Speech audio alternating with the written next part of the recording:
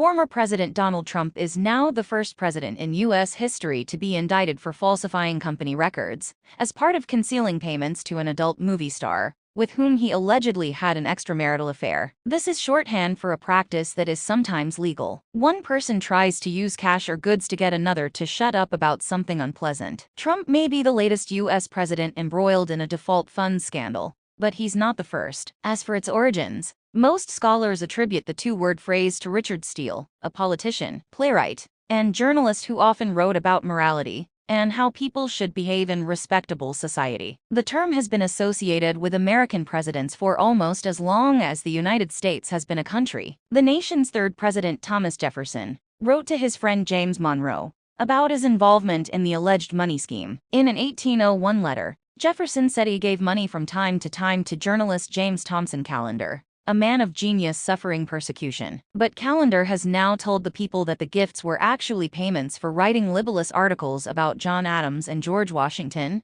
and others that exposed Alexander Hamilton's extramarital affair. According to Jefferson, Callender told the messenger that he received the money not for charity, but actually for quiet money. This move angered Jefferson, and he vowed never to send Callender money again. About a year later, Callender wrote an article revealing Jefferson's relationship with Sally Hemings, an enslaved woman on his farm, and the existence of their children.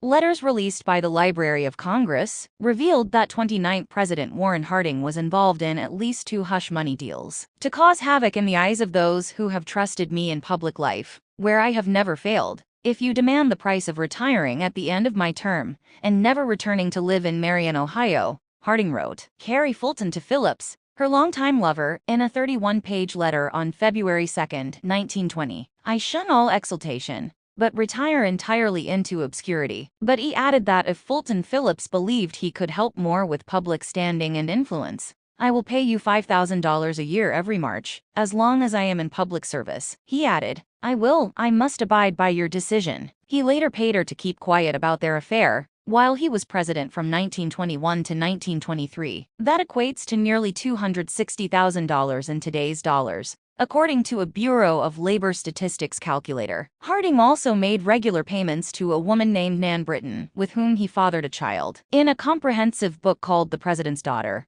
Britton wrote about her years-long relationship with Harding, which she says lasted until her death. She gave the details to reach an agreement with the politician that her sister and brother-in-law would adopt the child. I produced a small piece of paper on which my sister wrote the necessary monthly expenses, Britton wrote. He agreed to the amount and said that if this arrangement made me happier than the arrangement he proposed, he would accept it.